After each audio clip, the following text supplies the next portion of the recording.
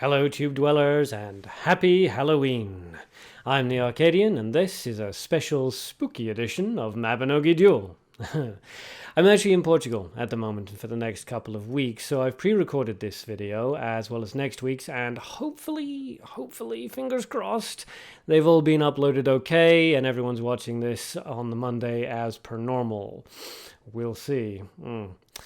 Anyway, on with the deck. I thought that in honor of Halloween, we would go back and revisit that old classic, The Gates of Hell.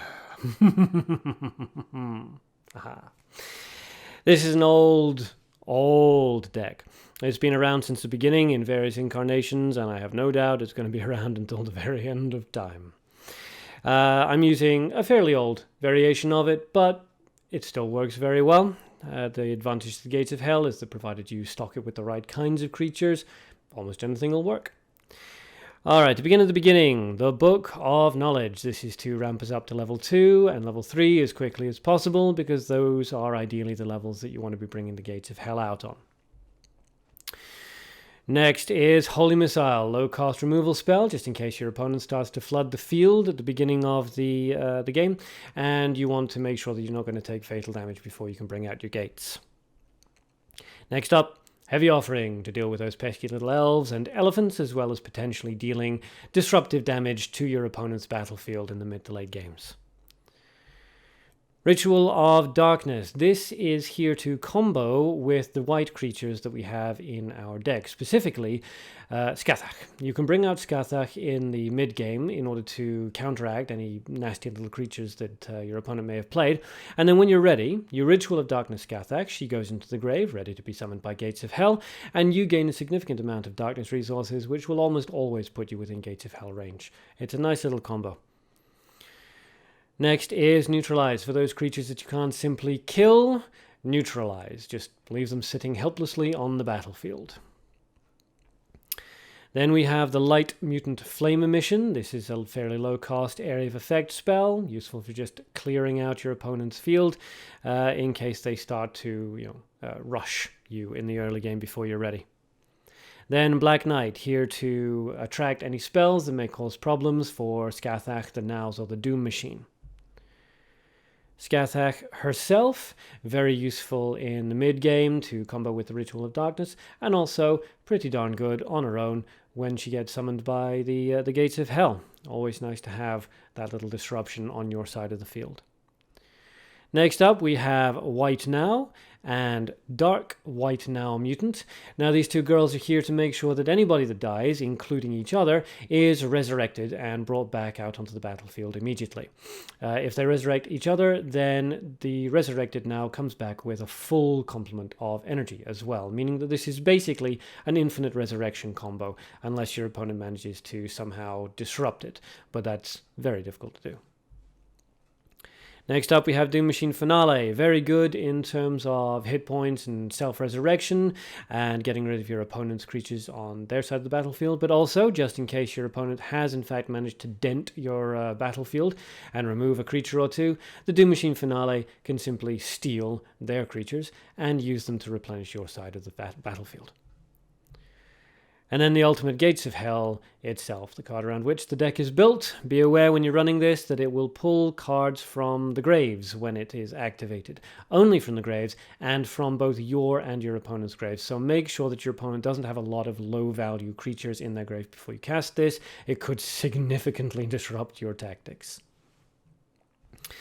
Alright. That being said, let's dive into a battle and see how these gates do. Okay, first battle. Up against Sky Reaver. Okay, that's an appropriate name. Let's see. He's choosing his deck. Choosing. Okay. And okay, a little bit of lag. There we go. Alright, so we're in. So, interesting. We're both running Light Darkness. He throws out the Citizen, normal version, that's fine. We will basically just ignore that, use the Book of Knowledge. Yep. Okay, what's he going to do? Could take the opportunity to charge, or he could play another creature in order to capitalize. He's playing another creature. Okay, yeah, it's probably the smartest option, really. He probably anticipates what we're doing and wants to shut us down quick. So we'll level up to 2. There's nothing else we can really do at this point. He's not quite ready to level up yet himself. So will he charge or will he play a creature is the question. Probably a creature. If he wants to rush. Yeah, there we go. The Light Dancer +1. Wow, okay. Very unusual. I like it, though. Very cool. So we'll just flame a mission that. It's an expensive AoE, but we more than make up the cost difference. And we will discard the Black Knight into the grave. We want to start discarding into the grave whenever we have the opportunity to do so. Just so that we are ready for the Gates of Hell whenever we have enough resources. So we'll throw the Doom Machine Finale away. And follow it up with White Now. There we go. We're going to keep a hold of the light cards, Scathach and White Now, because we may decide to play them. And if we do, then we can Ritual of Darkness and get their cost back. So we don't need to worry too much about spending light resources. It's just the dark resources that we need to moderate. Okay, so he throws down a skeleton. We'll level up, and his attack value increases. Yeah, okay, because of Brand's ability. So we'll just Holy Missile that. Not a big deal. And he's still only halfway up level 2, so that's fine. And we're well underway towards getting our Gates of Hell up. We don't have the light resources to bring out Scathach or White Now. Okay, so he brings out the Citizen again. Alright, so he is just attempting to focus us down. We will discard White Now into the grave. And we will charge up there because we're right on the cusp of being able to get the Gates of Hell anyway. We won't sacrifice that, we might need it. We will sacrifice the Ritual of Darkness. And then next turn, we can simply discard Scathach and then play the Gates of Hell. Provided he doesn't pull out anything strange himself. Okay. Just charging. That's absolutely fine. Good. Okay. That means we're ready to go. Let's discard Scathach. He has no mana, so there's no counter spells. We don't need to worry about it. Gates of Hell comes out, and boom, Black Knight. Boom, Scathach. Boom, White Now. Boom, Doom Machine. Boom, another White Now. That citizen must be wondering what he did wrong in his life. Everything, citizen. You did everything wrong. Cackle, cackle. All right, so let's see. He does have 5 light and 9 dark, so it's not an automatic win on our part. He could still do something interesting. He's thinking about it, which makes sense. Okay, so he's discarded into light. What's he going for? Holy Spear. Okay, I assume that's just a defiant last stand, I suppose.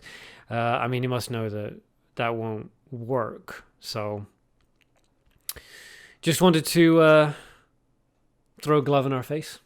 I can respect that. And that leaves us with a clear field. Not that it was necessary. The citizen wasn't going to block any fatal damage anyway, but it's nice. We'll just charge up. Well played on his part. I am curious as to what he was saving up the darkness for. A lot of low-cost light creatures, obviously out to... Obviously out to the layers, so interesting. Anyway, next fight. Fight number 2 against Kunda. Using the neutral hero. Okay, so there's no indicator based on the hero of what kind of deck they're going to be running. And they're using nature, light, and darkness with no mutants in their deck, judging by their health. So we will start out with the Book of Knowledge since we went second. And immediately ramp ourselves up. She charges up. Okay, that's fine. We will level up. And she charges up again. Okay, good, good. That means that we can discard the Black Knight and discard the Doom Machine Finale, giving us 2 of our cards that we need in the grave down there and getting us well underway to being able to afford the Gates of Hell. Wow, okay, Xena, just immediately. All right, the only thing that we have that can defeat Xena is the Flame Emission. Now, she has nothing in her grave, and we do, so she is going to pull something out of our grave. Now, that might be a creature, but actually we don't really mind too much because we don't care about the grave cost. So I would prefer to wait and see if Xena pulled out, if she plays any more creatures, basically. If she can, then we can eliminate them all with a single Flame Emission. And it looks like she did give us our Black Knight back. It's not a big deal. We don't care about grave cost. And it means we can discard it again and get more black resource, or more dark resource. But didn't play any creatures, and we can't let Xena keep doing that, so we'll just remove her with the Flame Emission. Put Black Knight back into the grave.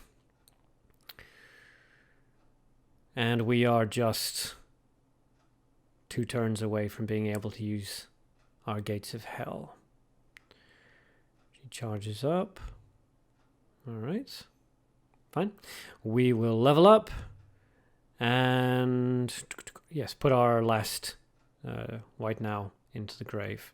So next turn we should be able to just discard Persona Scathach and immediately play the Gates of Hell. So we'll do that. She does have an awful lot of resources, which could be a problem, but fortune favors the bold, so let's give it a try. Alright, very nice. Let's see. There was a chance that our Gates of Hell would have dragged his Xena, or her Xena, sorry, back out onto the field, but that would actually have been fine. I wouldn't really have minded it if any of these creatures had been replaced with a Xena. It would still have been a pretty decent trade, honestly. So, what does she decide to do? With 10, 10, and 7 resources, she does have options if she does carry anything that can counter this sort of play. I mean, a light tsunami would certainly delay us if she had that. But she's going with the Holy Spear. We're getting a lot of people just throwing Holy Spears at us today. A lot of just righteous fury, I suppose. It's thematically consistent.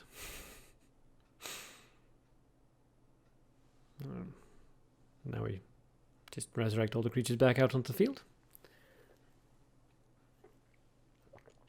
Okay. And Kinder thinks about it.